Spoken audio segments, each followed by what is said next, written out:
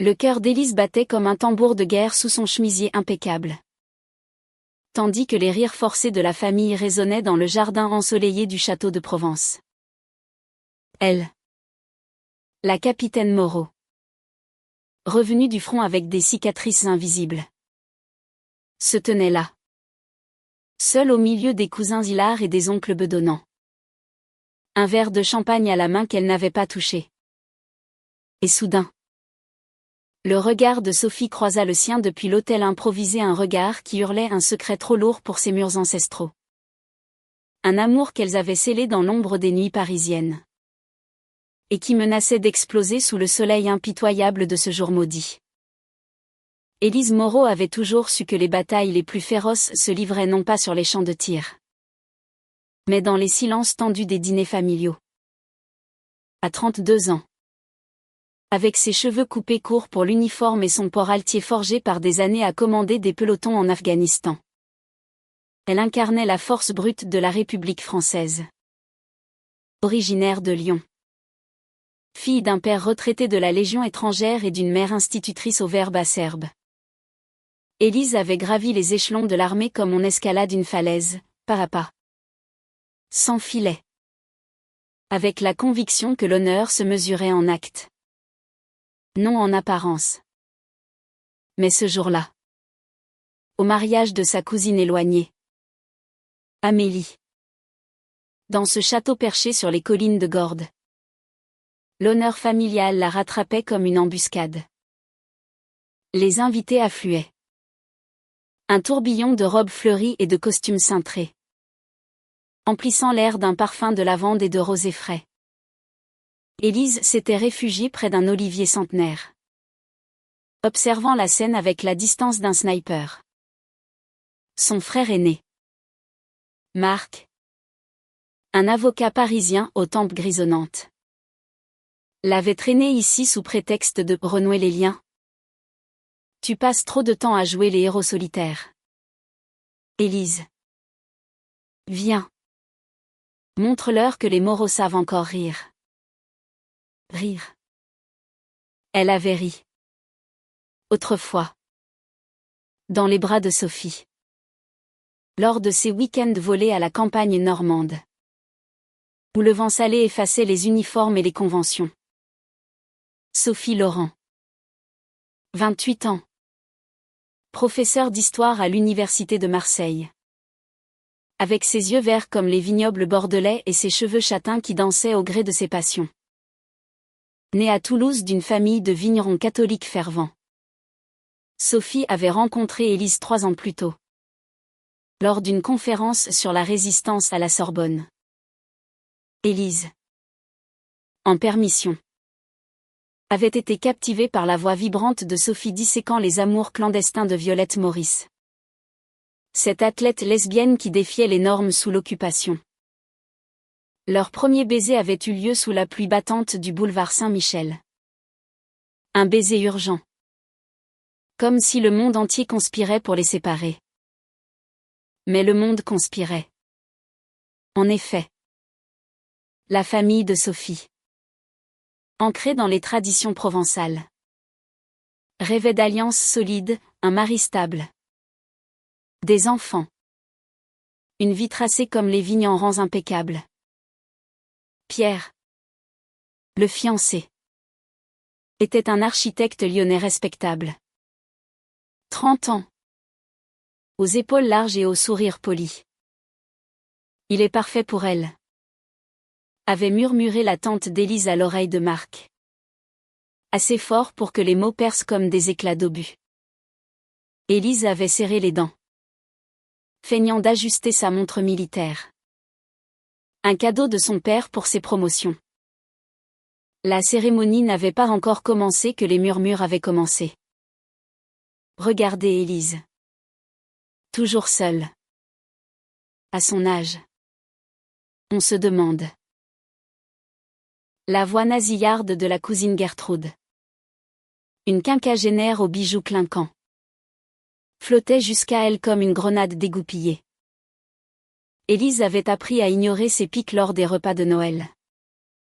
Quand sa mère. Les lèvres pincées.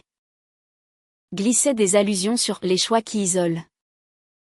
Mais ici, sous ce ciel d'azur impitoyable, avec Sophie à quelques mètres dans sa robe de dentelle blanche, chaque mot était une balle en pleine poitrine.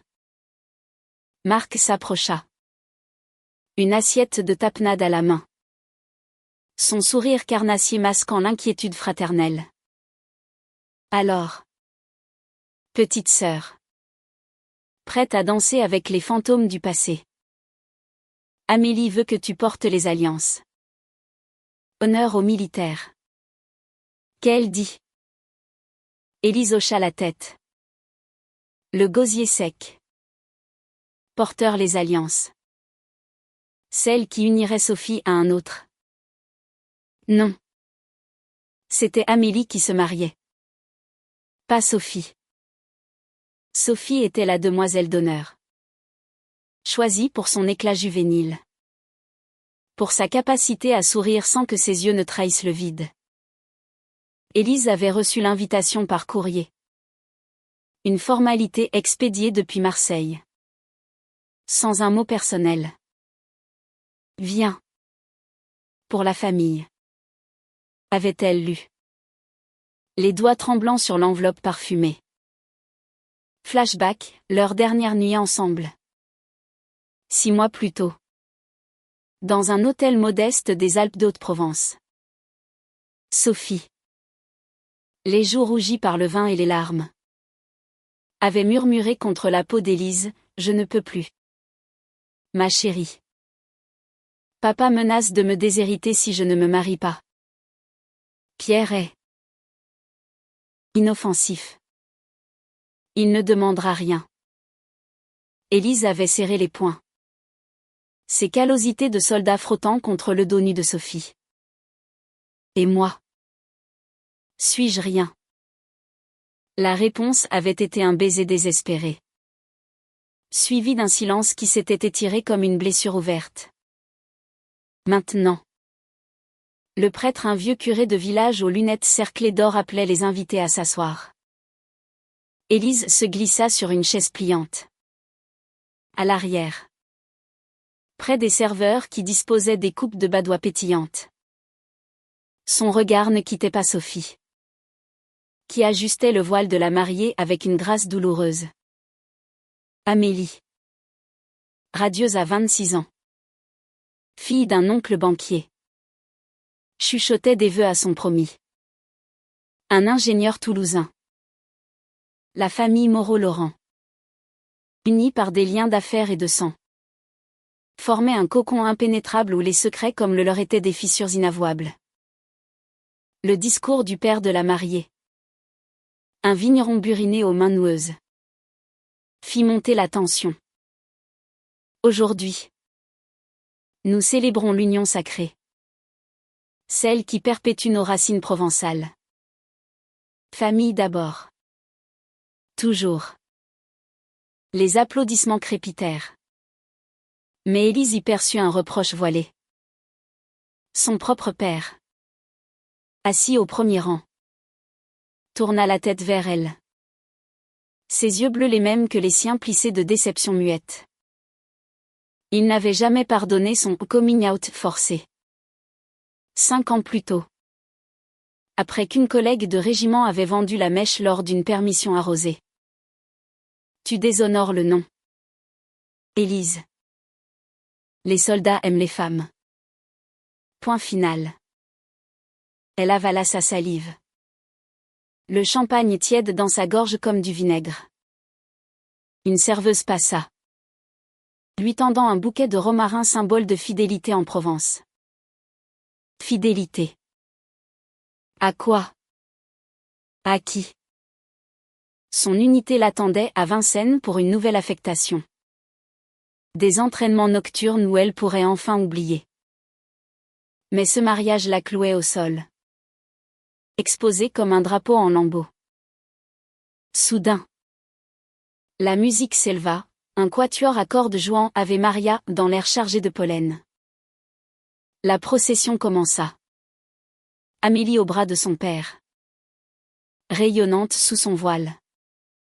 Sophie suivait. portant le train de la robe. Son visage un masque de joie factice. Leurs yeux se croisèrent à nouveau. Et Élise y lut une supplique, « Tiens bon. » Mais tenir bon. C'était son métier. Survivre à l'humiliation. C'était sa malédiction. La messe se déroula dans une chapelle attenante au château. Un joyau roman du XIIe siècle où les vitraux projetaient des éclats colorés sur les dalles usées. Élise s'assit au fond. Les genoux serrés. Écoutant les vœux échangés avec une ferveur qui la révulsait. Je te promets fidélité. Amour. Dans la joie et dans la peine. Murmura Amélie. Et Pierre répondit d'une voix grave. Sophie. Agenouillée à côté. Serrait son missel si fort que ses jointures blanchissaient. Élise imagina ses propres vœux. Murmurer dans l'ombre d'un café marseillais, « Je t'aime. » Sophie. Contre vent et marée. Contre famille et frontières. À la sortie. Sous les pétales de roses jetés à pleine main. La réception s'installa dans le jardin, table nappée de lin blanc. Chargée de daubes provençales. De ratatouilles fumantes et de tartes aux figues.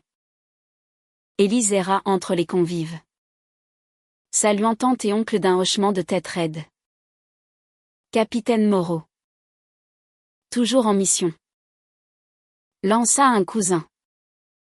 Un publicitaire grassouillet de Nice. Pas aujourd'hui. Répondit-elle. Un sourire crispé aux lèvres. Mais intérieurement. Elle hurlait, oui. En mission suicide. Au cœur de l'ennemi. Marc la coinça près du bar.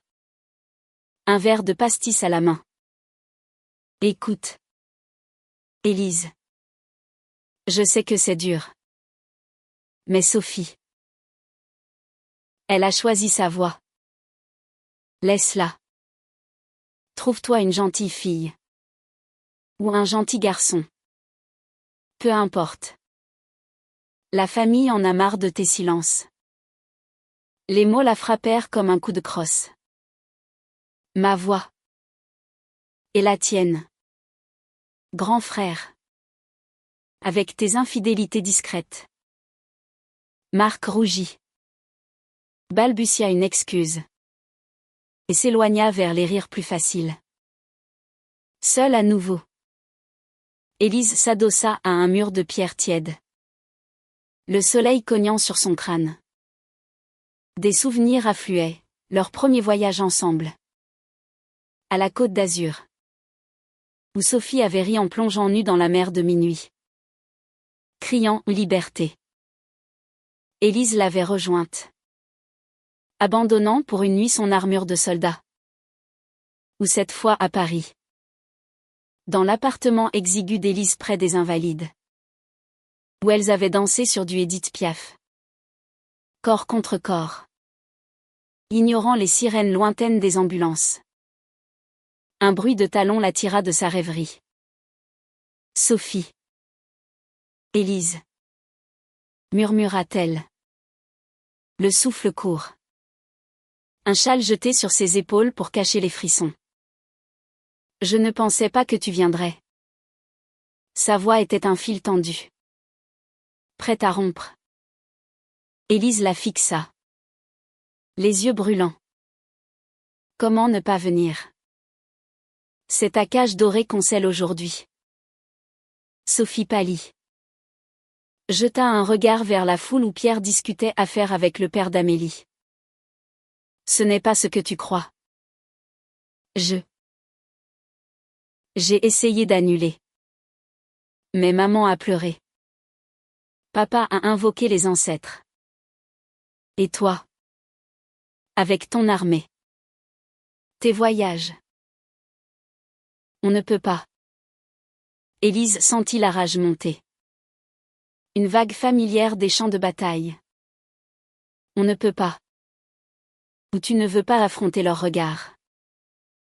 Moi. J'ai affronté les miens. Sophie. J'ai perdu des amis. Mon père me parle à peine. Mais je suis entière. Parce que je t'aime assez pour ça.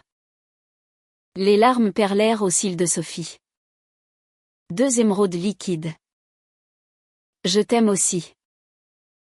Tellement que ça me tue. Ce soir. Après la danse. On s'en va. Ensemble. Mais le mensonge flottait déjà. Élise le sentait. Comme un piège tendu.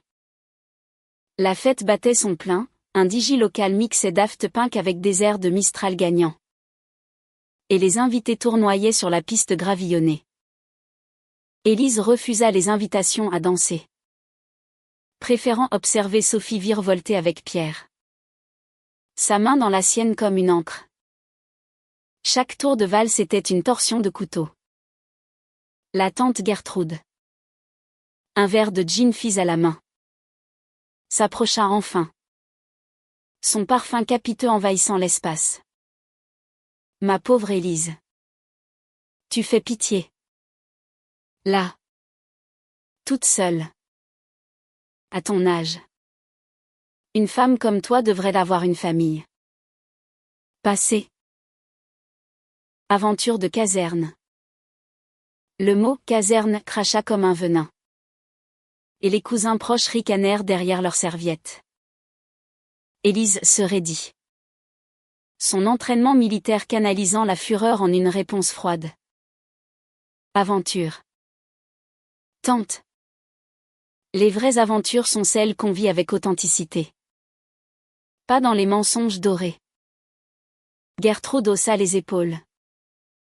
Un éclat de rire gras échappant de ses lèvres peintes. Authenticité. En France. Ça s'appelle égoïsme. Regarde Sophie, elle sait ce qui est bien pour elle. Le groupe s'éloigna. Laissant Élise pantelante. Les poings serrés jusqu'au sang. C'est alors que le père d'Élise s'avança. Son pas lourd de bottes usées trahissant l'ancien légionnaire. Fille. Viens. On parle.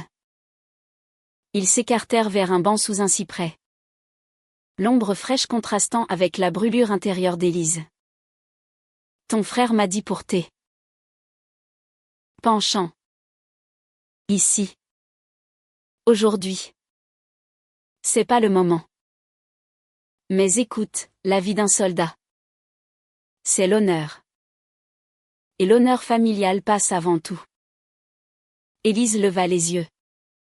La voix brisée pour la première fois. Père. Et si mon honneur à moi est ailleurs? Si j'aime une femme qui m'aime en retour? Il secoua la tête. Les rides creusant son front. L'amour. C'est pour les faibles. Toi. T'es forte. Trouve un compromis. Compromis. Le mot résonna comme un ordre de retraite. Élise se leva. Le cœur en miettes. Et regagna la foule juste à temps pour le toast du marié. Pierre leva son verre. La voix tonitruante, à l'amour éternel. À la famille unie. Les acclamations fusèrent. Mais Élise but à la santé d'un fantôme, leur amour. Éternel mais brisé. La nuit tombait doucement sur Gordes. Les lumières des guirlandes illuminant les visages rougis par l'alcool. Sophie glissa une note dans la main d'Élise lors d'un passage furtif, « Rencontre-moi à la fontaine. » Minuit. S'il te plaît. Élise hocha la tête. Le papier froissé comme son âme. Les heures s'étirèrent en tourments, danse solitaire. Conversation vide sur les vendanges à venir. Et ce poids constant de l'humiliation. Comme un sac à dos trop lourd. À minuit. La fontaine murmurait ses secrets aquatiques.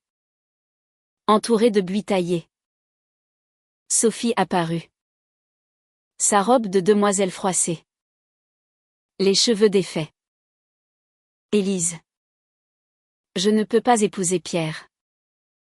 Pas après toi. Mais ma famille.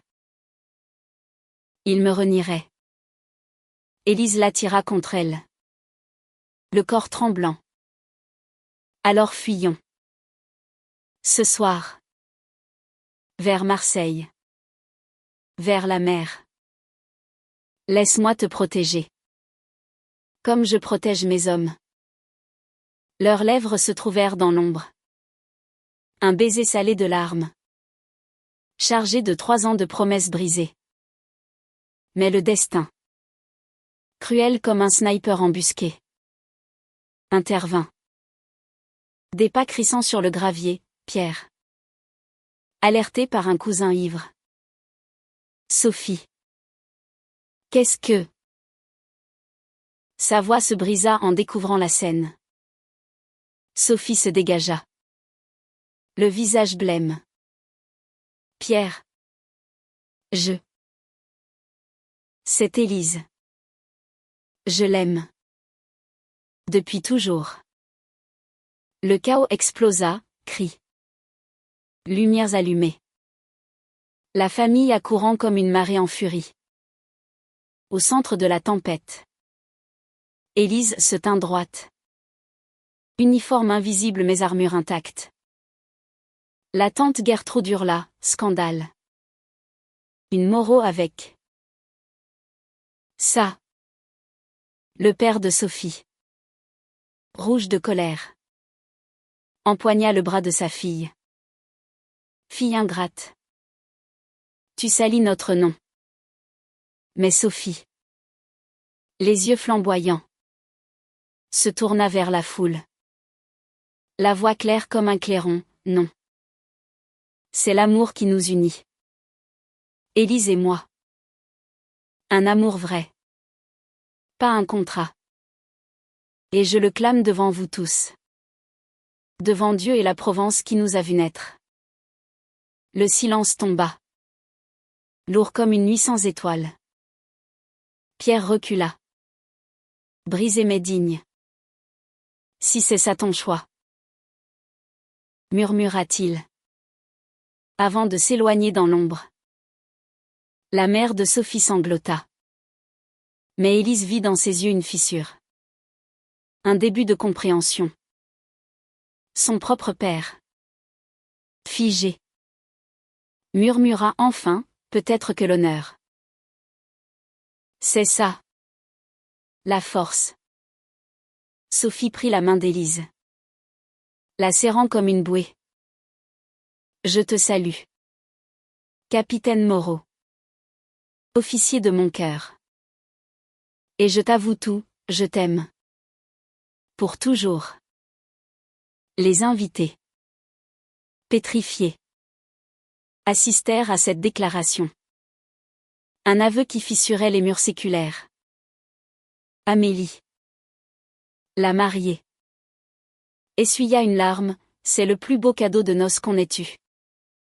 Sous le ciel étoilé de Provence. Élise embrassa Sophie. Un baiser victorieux. L'humiliation s'effaçait. Remplacée par une liberté conquise. La famille. Lentement. Se dispersa. Laissant place à des murmures de pardon naissants. Car en France. Terre de révolution. L'amour. Même défendu. Triomphait toujours. La lune veillait sur le chaos apaisé du jardin. Ses rayons argentés caressant les visages encore sonnés des invités. Élise et Sophie restèrent enlacées près de la fontaine. Ignorant les regards obliques. Les chuchotements qui fusaient comme des étincelles d'un feu mourant. La musique s'était tue. Remplacée par le chant des grillons et le lointain aboiement d'un chien de berger. Pierre. Silhouette solitaire. Avait disparu vers le parking. Son costume froissé témoignant d'une nuit volée à ses rêves. Amélie. Entourée de ses parents. Avait annulé les discours prévus. Transformant son triomphe en un silence solidaire. Élise sentit le pouls de Sophie sous sa paume. Rapide comme un lièvre traqué. Et maintenant? Murmura-t-elle. La voix rauque d'émotion. Sophie leva les yeux. Ses prunelles vertes reflétant les étoiles. Maintenant. On vit. Sans mensonge. Avec toi. Ma soldate. Un sourire timide illumina son visage, chassant les ombres de la peur. Mais Élise savait que les batailles ne s'achevaient pas d'un seul coup de feu.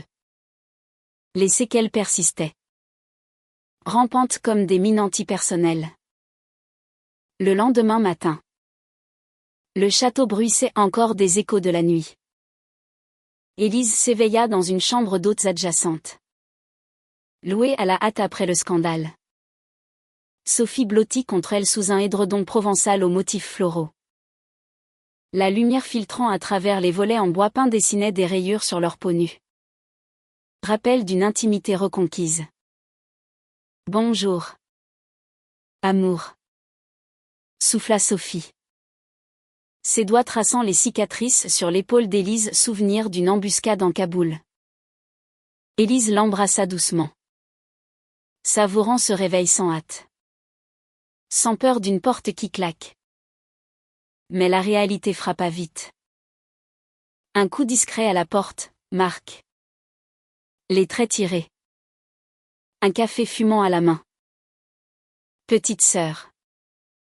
On doit parler. Papa veut te voir. Et la famille de Sophie. C'est la guerre froide.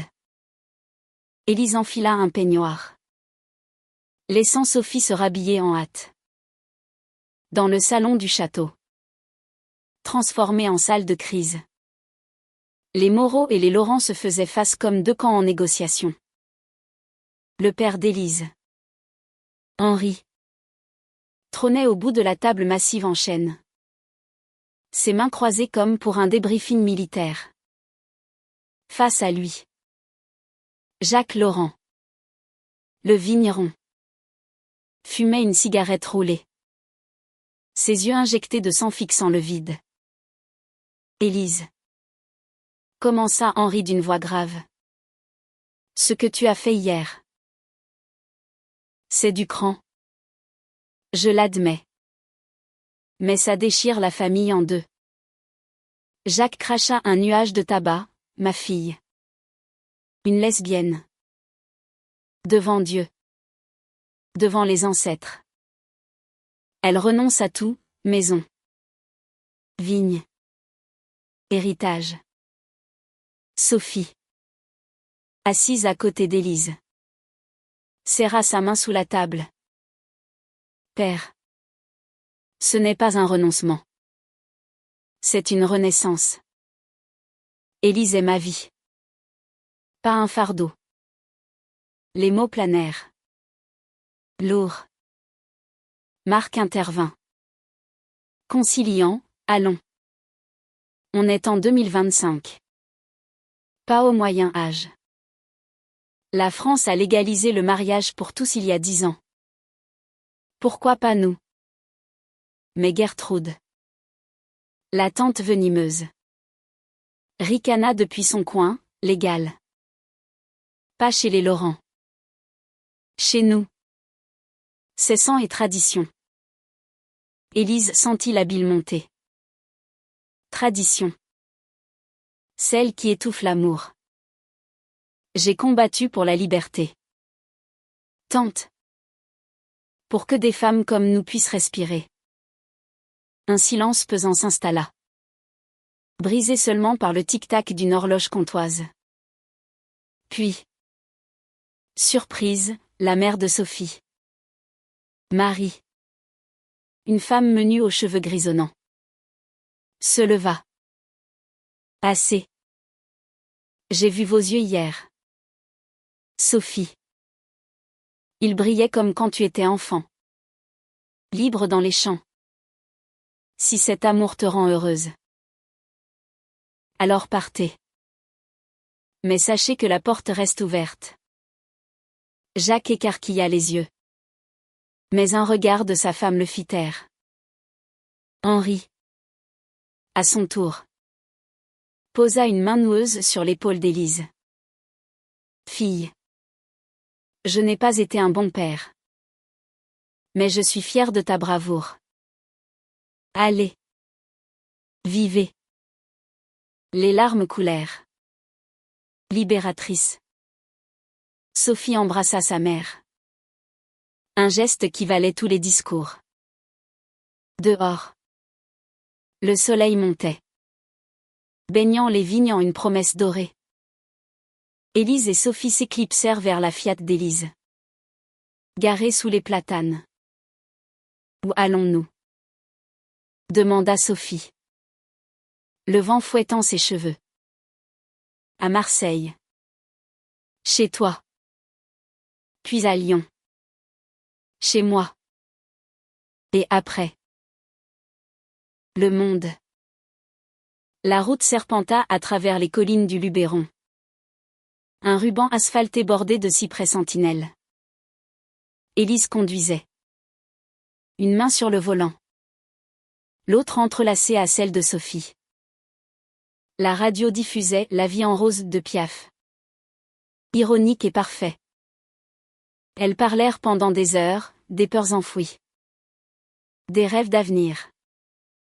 Sophie avoua ses nuits blanches. Hantée par l'idée de blesser Élise.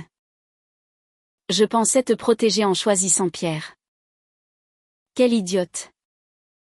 Élise rit doucement, nous protégeons mutuellement. Maintenant. Comme une équipe au front.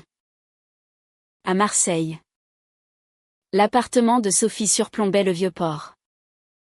Un cocon aux murs ocre tapissé de livres d'histoire. Elles y passèrent l'après-midi à ranger. À jeter les faire-part jaunis. À transformer l'espace en nid partagé.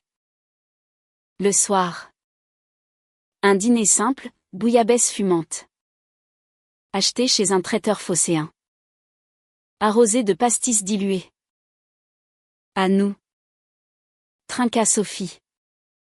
Ses orteils nus effleurant ceux d'Élise sous la table. Leur amour reprit corps. Lent et tendre. Dans la chambre aux volets clos. Où les vagues lointaines berçaient leurs soupirs. Mais le drama ne s'effaçait pas si facilement. 3 jours plus tard. Un appel, Amélie. La cousine mariée. En larmes. Venez à Paris. Pierre a tenté de se suicider. Il a appris pour vous deux. Et il s'est effondré. Le cœur d'Élise se serra. La guerre laissait toujours des victimes collatérales.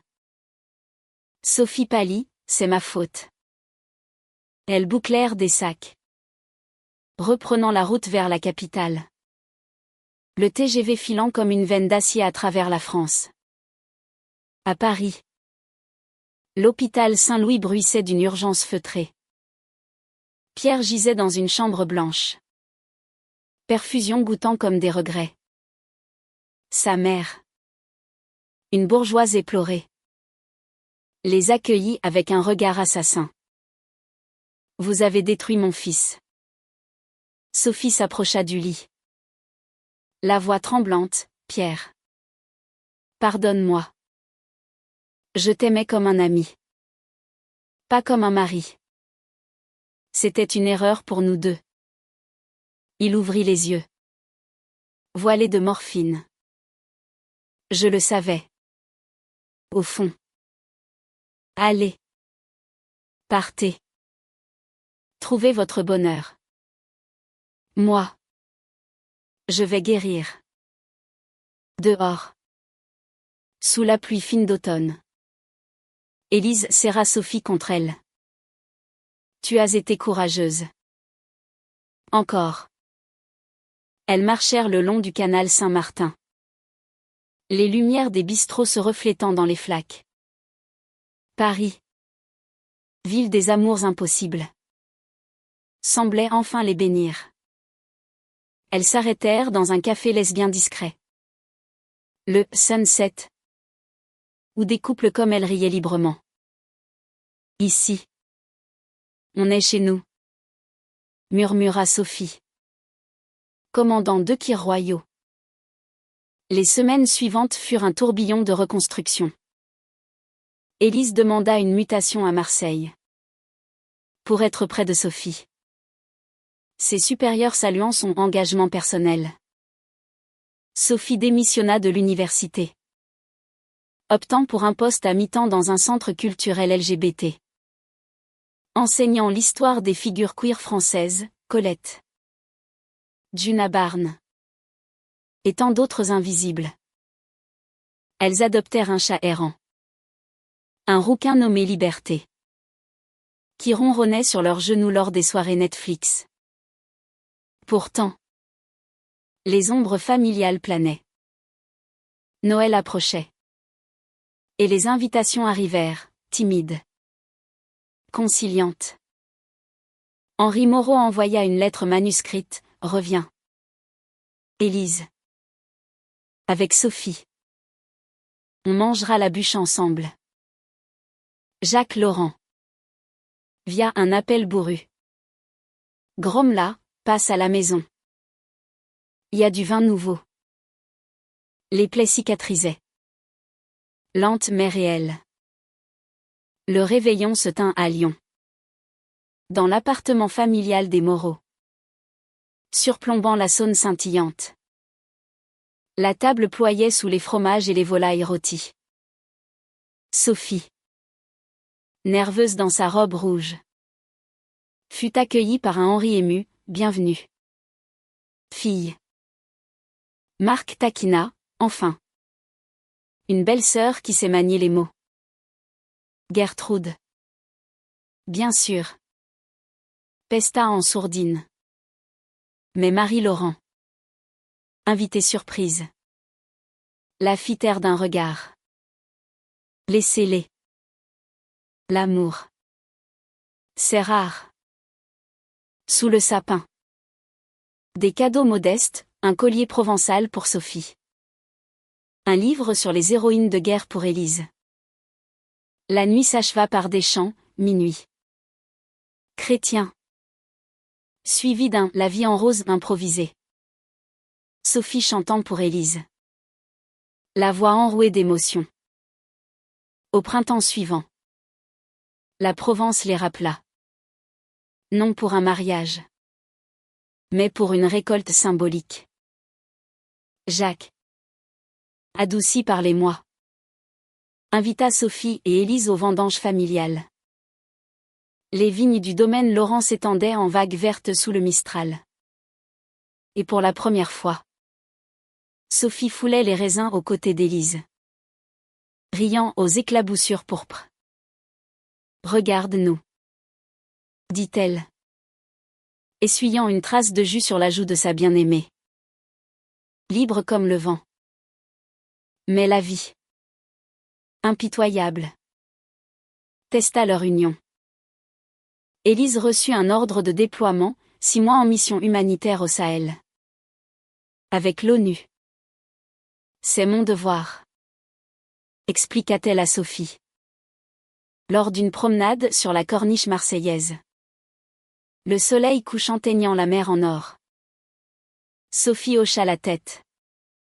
Les larmes aux yeux. Je sais. Et je t'attendrai. Écris-moi. Appelle-moi. Sois prudente.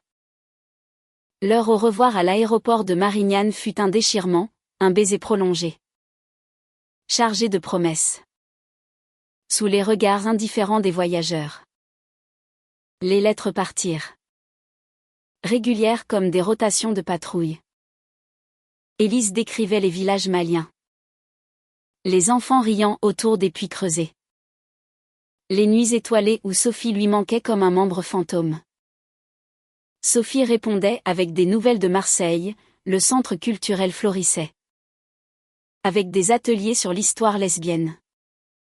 Et Liberté avait adopté un chiot errant. Viens vite. La mer est trop salée sans toi. Un soir. Une lettre plus lourde arriva, Élise blessée.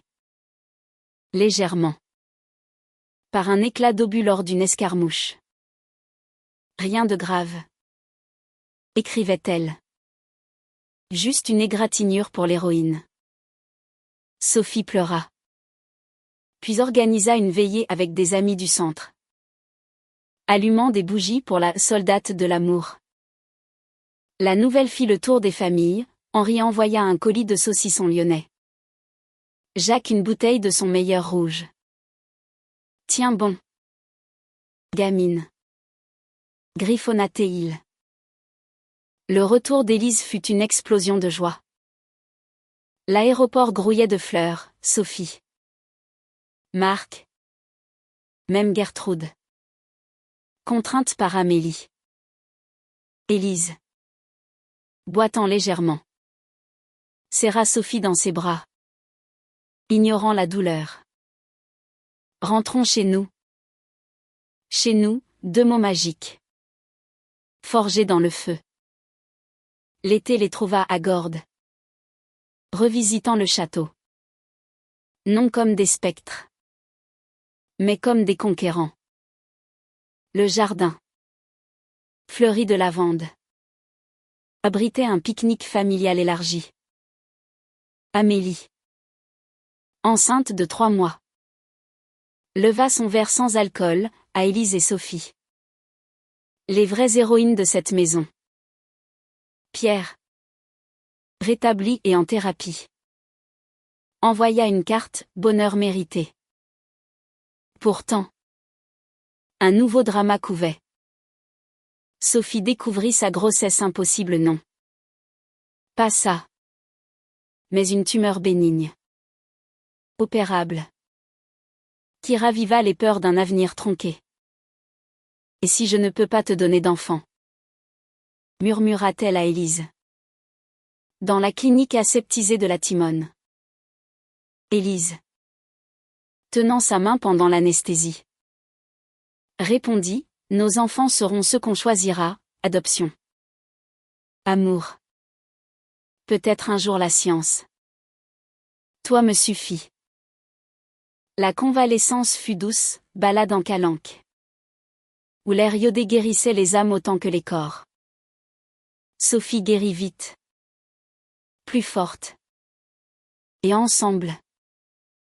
Elles lancèrent un projet, un podcast sur les histoires LGBT en France rurale. Interviewant des couples comme elles. Brisant les silences provençaux. L'automne apporta une demande en mariage. Discrète. Sur une plage déserte de la Camargue. Élise. À genoux dans le sable. Offrit une bague en or martelée. Gravée d'un olivier. Sophie Laurent. Veux-tu être ma femme? Ma partenaire de combat. Sophie. Riant à travers les larmes. Répondit oui. Scellant leur pacte d'un baiser salé par la mer. Le mariage eut lieu 1 an plus tard. À Marseille. Dans un jardin public surplombant le port. Pas de château guindé. Mais une cérémonie civile laïque. Entourée d'amis du centre. De collègues d'Élise. Et des familles réconciliées. Henri porta Sophie à l'hôtel improvisé. Jacques offrit les vins. Les vœux furent simples. Profonds, je promets de t'aimer dans les tempêtes et les calmes. Comme la France aime ses rebelles. La lune de miel les mena en Bretagne. Terre sauvage où le vent hurlait des libertés anciennes. Elles marchèrent sur les falaises de Ploumanacach. Main dans la main. Rêvant d'adoption future. De voyage en Asie. Notre histoire. Dit Sophie. C'est un roman français, drame.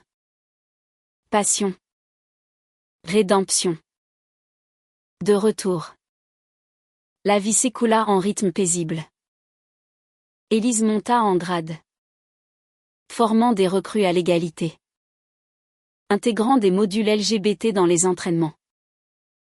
Sophie publia un livre, Amours provençaux, histoires oubliées. Un best-seller modeste qui toucha des cœurs isolés. Ensemble, elles fondèrent une association. L'Avent des Libérations. Aidant les jeunes queers ruraux. Des années passèrent. Ornée d'enfants adoptés, une fille de 5 ans. Lila. Aux boucles folles. Et un garçon. Théo. Fan de soldats. Les Noëls devinrent des fêtes bruyantes. Gertrude. Assagie. Apportait des gâteaux trop sucrés. Henri et Jacques. Complices. Débattaient vin contre saucisson. Tandis que Marie lisait des contes aux petits. Un soir d'été. 20 ans après ce mariage fatidique. Élise et Sophie se retrouvèrent sur le toit de leur maison marseillaise. Un verre de rosé à la main. La ville scintillait en bas. Le Mistral chuchotant des secrets. On a gagné, murmura Élise. La tête sur l'épaule de Sophie. Grisonnante mais toujours vibrante. Toutes les batailles. Sophie sourit. Les yeux plissés par le bonheur. Et l'amour reste notre plus belle médaille. Les saisons se succédèrent comme des vagues sur le vieux port. Emportant les regrets et déposant des joies nouvelles. Lila. À 10 ans. Découvrit son héritage queer lors d'une sortie scolaire au Mucem. Posant des questions pointues à Sophie, maman. Pourquoi les histoires disent que les princesses épousent des princes? Sophie rit.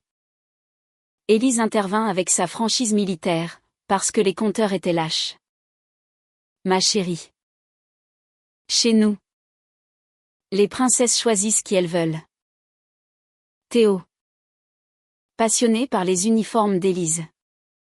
Dessinait des batailles où les héroïnes gagnaient toujours.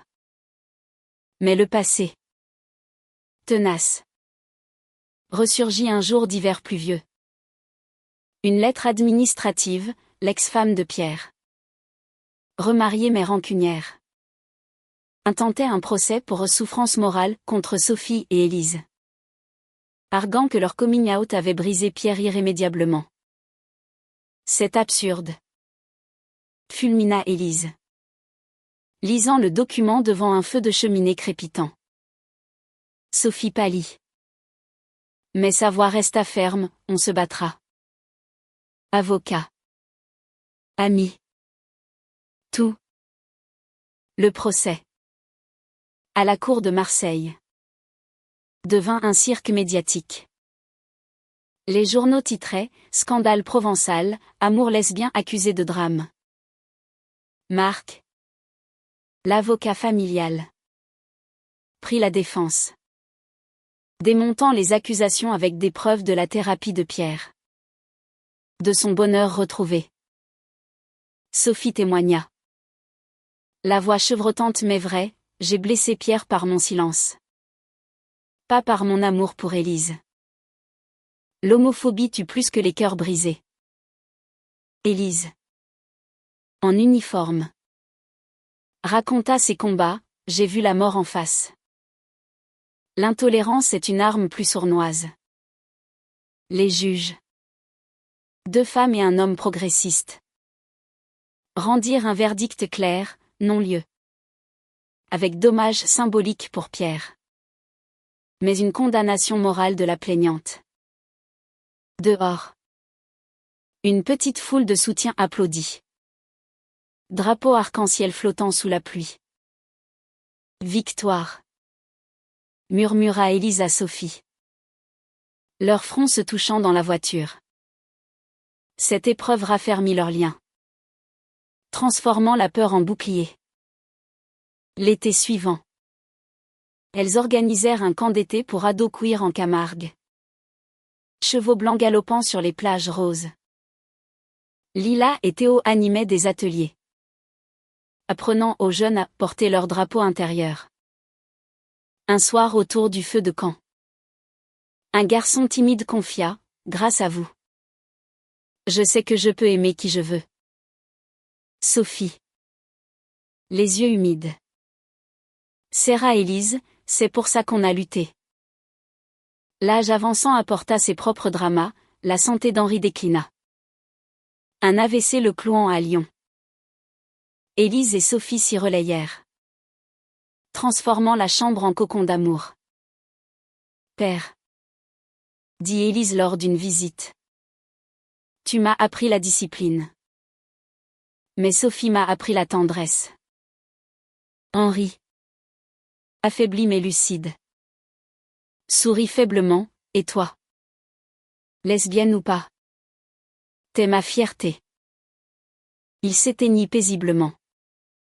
Entouré. Laissant un testament où il léguait à Sophie une montre de poche, pour que le temps soit doux. Les funérailles.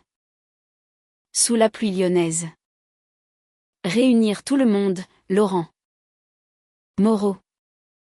Même Pierre. Vieilli mais serein. Il a pardonné. Murmura-t-il à Élise. La veillée devint une célébration, anecdote militaire. Rires provençaux. Et un toast à Henri. Le vieux lion qui rugit pour l'amour. Sophie. À 50 ans. Affronta son propre combat, un burnou du centre culturel.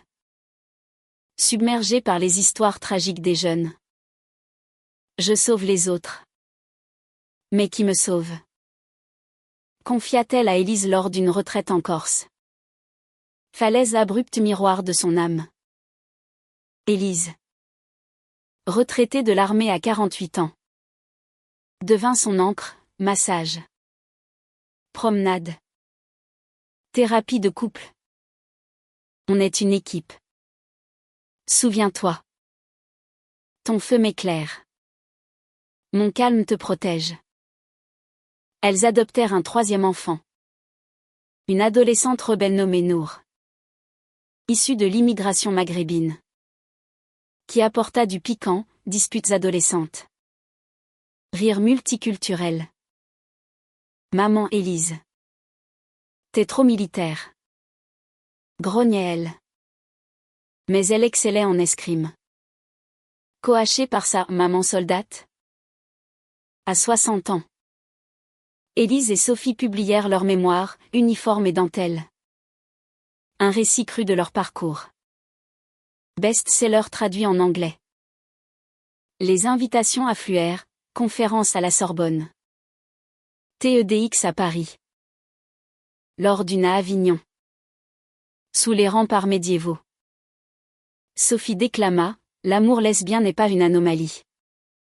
C'est la preuve que l'humain transcende les normes. Leur anniversaire de mariage. 30 ans. Fut une fête intime à Gordes. Dans le château même du scandale originel.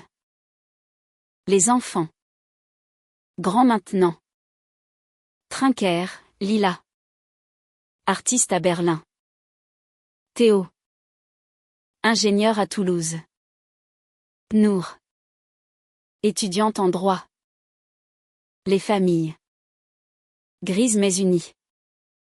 Dansèrent sur La vie en rose. Gertrude. Édentée. Avoua, j'avais tort. Vous êtes la plus belle histoire de la famille. Au crépuscule. Seuls sur la terrasse. Élise et Sophie contemplèrent les collines. Si c'était à refaire? Demanda Sophie.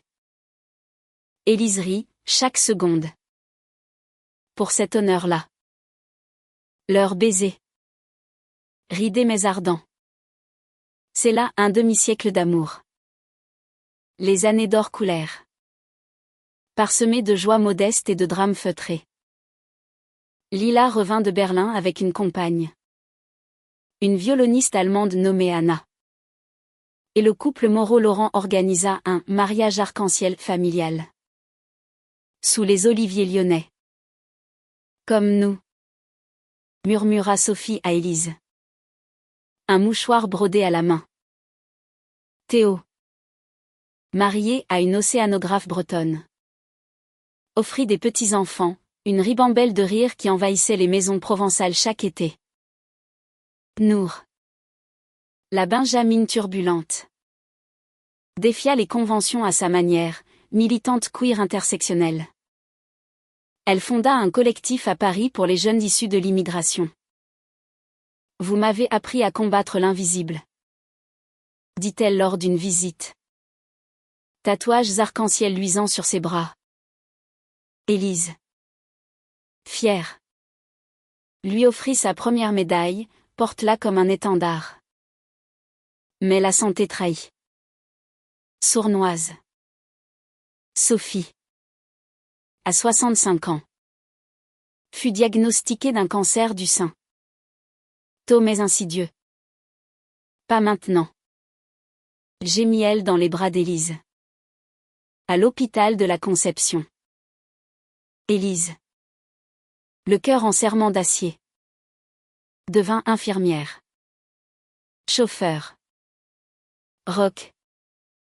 On vaincra ça ensemble. Comme tout. Les chimios succédèrent. Sophie perdant ses cheveux châtains emblématiques, mais gagnant une perruque punk que Nour lui choisit, pour la rebelle en toit. La famille se mobilisa, Marie, sa belle-mère, cuisina des bouillons revigorants. Jacques, veuf désormais, envoya des caisses de vin, pour le moral. Les enfants veillèrent. Lila jouant du violon pour apaiser les nausées. Élise écrivit un journal intime. Lu à voix haute les nuits d'insomnie, ton rire est ma victoire. Sophie.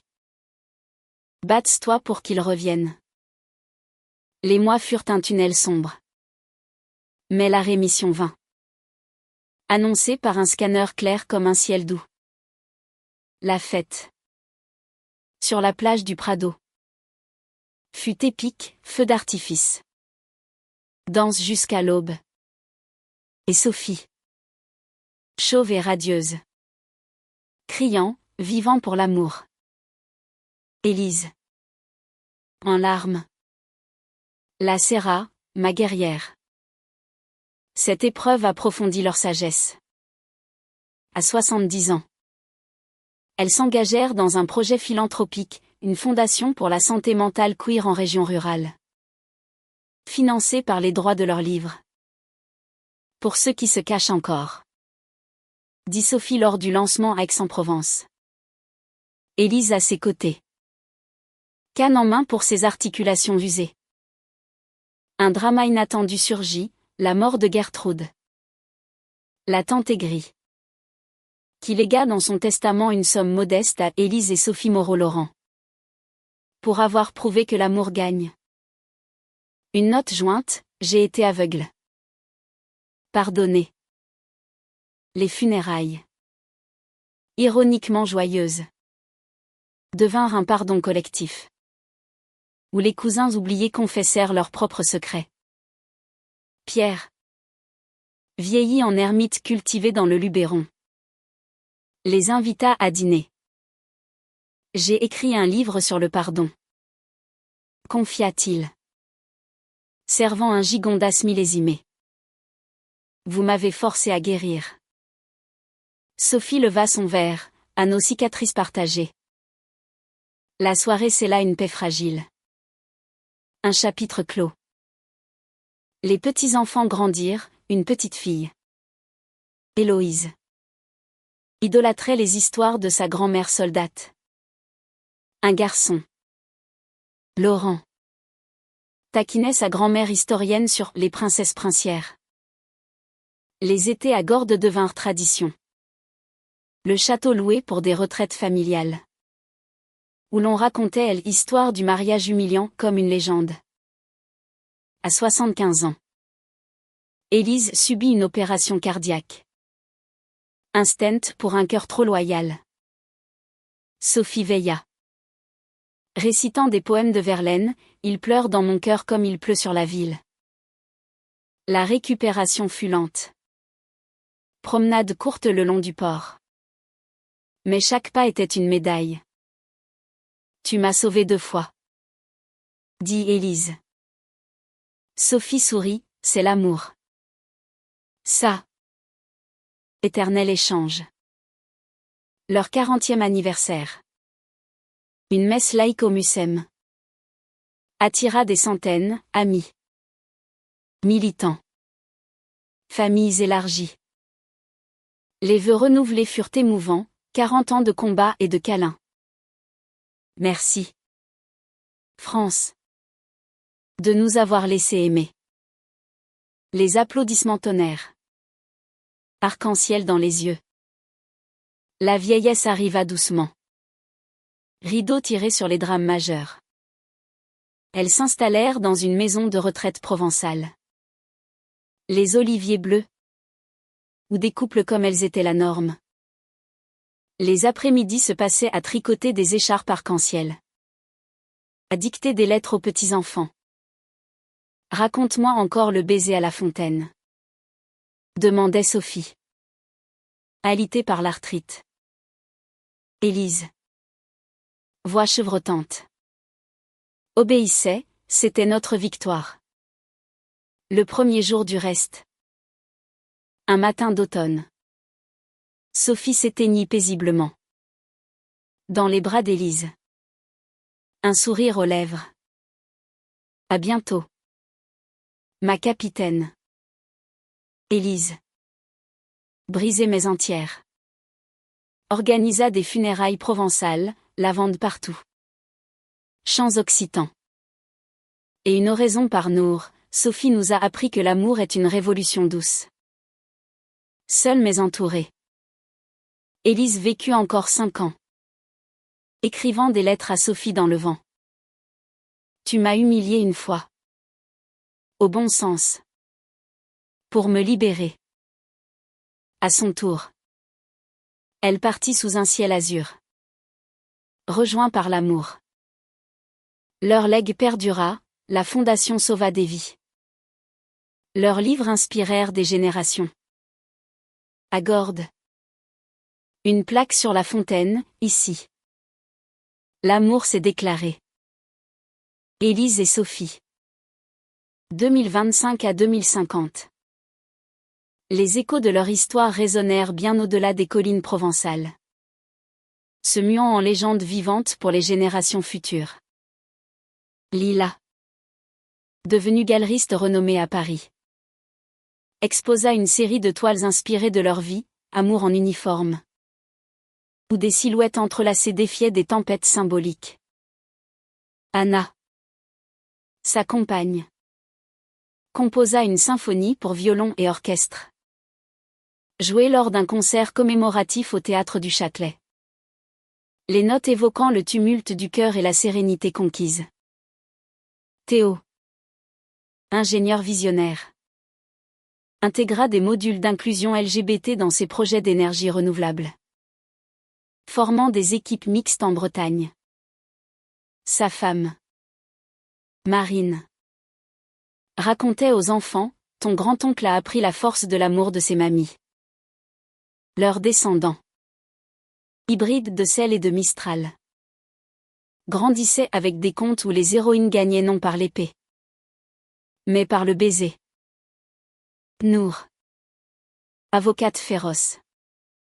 Plaida des affaires emblématiques à la Cour européenne des droits de l'homme. Défendant les droits queer en Europe de l'Est. C'est le flambeau d'Élise et Sophie. Disait-elle lors d'interviews. Son bureau orné de la médaille d'Élise. Son propre mariage. Avec une militante ukrainienne. Fut célébré à Marseille. La mère comme témoin. Sophie honorée par un toast virtuel. La fondation Lavande des Libérations s'étendit. Ouvrant des centres en Corse. En Alsace. Même en Outre-mer. Des jeunes. Fuyant l'homophobie rurale. Y trouvaient refuge, thérapie. Atelier d'écriture. Randonnée où l'on apprenait à marcher droit dans sa vérité. Un prix annuel. Médaille de l'amour. Récompensait des couples pionniers. Le lauréat recevant une réplique de la bague d'Élise. À Lyon. Marc, retraité, écrivit une biographie familiale, Les Moreau, de la Légion à l'Arc-en-Ciel. Il y confessait ses propres luttes. Un mariage hétéro masquant une bisexualité refoulée. Élise m'a libérée. Par son exemple. Amélie, grand-mère active, transforma son domaine en gîte queer-friendly. Chambre thématique, la chambre de la fontaine. Où les couples laissaient des notes d'amour anonymes. Jacques et Marie, partis rejoindre les vignes célestes, avaient légué le domaine Laurent à une coopérative inclusive. Où des familles arc-en-ciel cultivaient bio. Pierre, devenu historien amateur, publia Pardon provençal. Un pamphlet sur la résilience masculine face au rejet. Grâce à elle, j'ai appris à aimer sans posséder. Gertrude, dans l'au-delà, fut pardonnée via un rituel familial, lors d'un solstice d'été à Gordes. On brûla symboliquement ses lettres acerbes, riant des flammes. Paix à la tante grincheuse. Trinca Lila. Les petits-enfants perpétuèrent, Héloïse, cinéaste, tourna un docu-fiction, Salut à la mariée, primé à Cannes, recréant la scène fatidique avec des actrices anonymes pour l'authenticité. Laurent Vigneron lança un rosé Élise et Sophie, étiquette lavande, dont les ventes finançaient la fondation. Goût de victoire. Vendait-il aux foires. Des décennies plus tard. En 2075. Lors du 50e anniversaire de leur déclaration. Un festival s'organisa à Gordes, projection. Conférence. Bal masqué où les invités incarnaient Élise et Sophie. Une statue. Sculptée par un artiste queer. Les montrait enlacés près de la fontaine, bronze patiné. Regard tourné vers l'avenir. Nour prononça le discours d'ouverture, elles ont transformé l'humiliation en hymne. En France. Terre de lumière. Leur lumière brille encore. Amour lesbien, pas une mode. Une révolution éternelle. Les descendants. Un cercle multicolore. Le verre des verres de rosée, à Élise et Sophie. Officières de nos cœurs. L'héritage d'Élise et Sophie s'inscrivit dans le tissu même de la société française. Un fil arc-en-ciel tissé dans les lois et les cœurs. En 2030. Leur histoire inspira une réforme militaire, formation obligatoire sur l'inclusion. Avec le cas Moreau comme étude de cas. Enseigné à Saint-Cyr. Des recrues. Garçons et filles. Débattaient, comment l'amour personnel forge-t-il le devoir collectif. Élise. Depuis l'au-delà. Aurait souri de fierté. Le centre culturel de Sophie évolua en musée virtuel. Histoire queer méditerranéenne. Accessible via hologramme, on marchait dans une reconstitution de la fontaine de 2025. Entendant l'aveu de Sophie en boucle. Des milliers de visiteurs. De Lisbonne à Beyrouth. Y trouvaient écho à leur silence. L'Ilas Galerie à Paris devint un hub artistique. Exposant des œuvres mondiales sur l'amour non-binaire. Anna dirigea l'Orchestre national. Sa symphonie Fontaine d'amour jouée annuellement le 20 octobre date du scandale originel. Rebaptisé Jour de l'aveu libre. TOS Innovation en énergie verte intégrèrent des fermes solaires en zone rurale queer. Employant localement pour briser l'isolement. Énergie pour tous. Comme l'amour. Slogané il. Nour. Élu député à l'Assemblée. Porta la loi Héritage arc-en-ciel. obligeant les testaments à inclure des clauses anti-discrimination. Pour que plus de tantes Gertrude ne haïssent dans le vide. Les vignes Laurent. Gérées par Laurent. Produisirent un millésime légendaire en 2040. Baptisé Renaissance provençale. Vendange festive attirait des pèlerins queer. Foulant les raisins en dansant. Pierre Esbouc fut adapté en pièce de théâtre à Avignon. Le fiancé oublié. Où son personnage trouvait rédemption dans l'amitié avec Élise. Pardon est un vin qui mûrit. Concluait-il. Les enfants. Grands-parents à leur tour. Racontaient l'histoire aux arrière-petits, Mamie Élise combattait les ombres avec son cœur de lionne. Mamie Sophie illuminait les secrets avec ses mots de feu. En 2050. Un parc à Marseille. Jardin Moreau-Laurent. Inauguré par le président, allée de Lavande. Fontaine murmurante. Banc gravé de citations, l'amour salue et avoue. Des mariages y fleurissaient.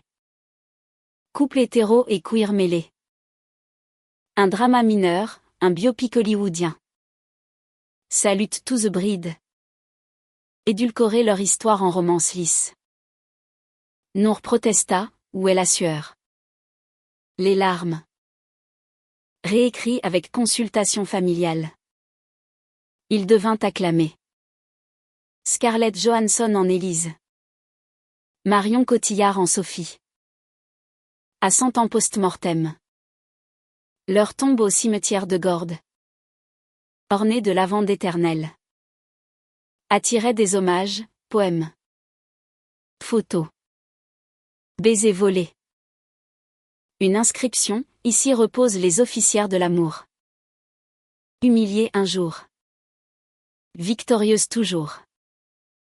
Leur esprit veillait. Dans chaque aveu courageux. Chaque baiser sous les étoiles provençales. L'histoire continuait. Infinie. Dans les annales futures de la France. Élise et Sophie devinrent icônes. Non figées en statue.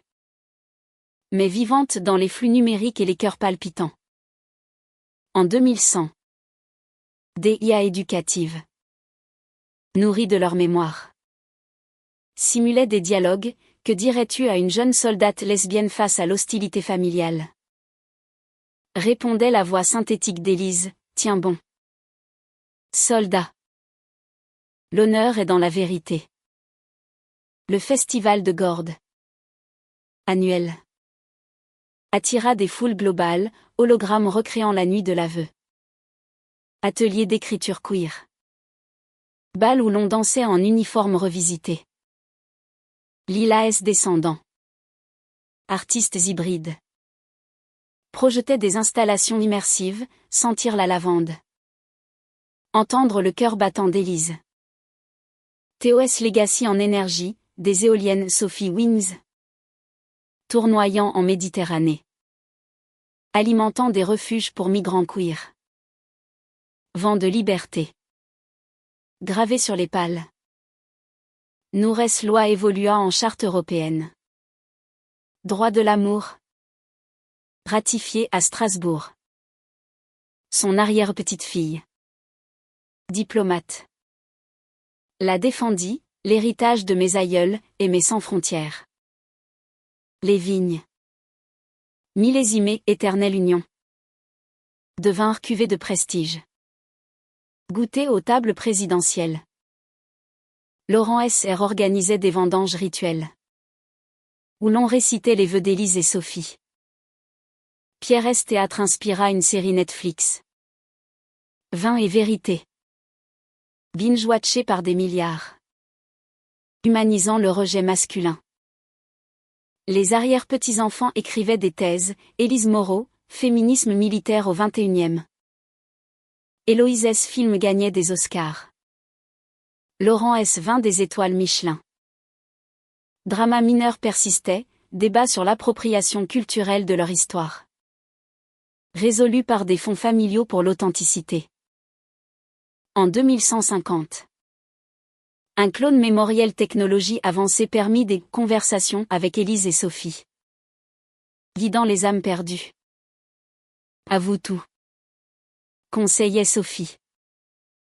Salut l'amour. Ajoutait Élise. Leur parc à Marseille. Verdoyant. Abritait des mariages interespèces humains et IA compatibles mais toujours. L'arc-en-ciel dominait. Finalement. Dans un futur où l'amour était code universel. L'heure telle persistait, un rappel que de l'humiliation naît la lumière.